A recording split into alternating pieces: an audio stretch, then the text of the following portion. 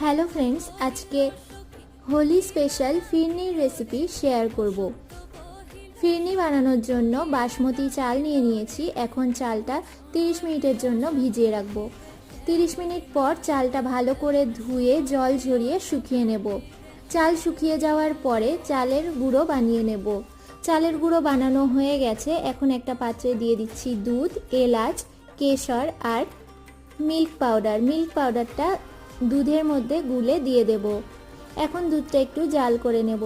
তারপরে দুধ জাল হয়ে গেলে এর মধ্যে অল্প অল্প করে গুঁড়ো করে রাখা চালটা দিয়ে দেব আর মিশিয়ে নেব। এখন এটা কিছুক্ষণ হতে দেওয়ার পরে স্বাদ মতো চিনি দিয়ে নেব।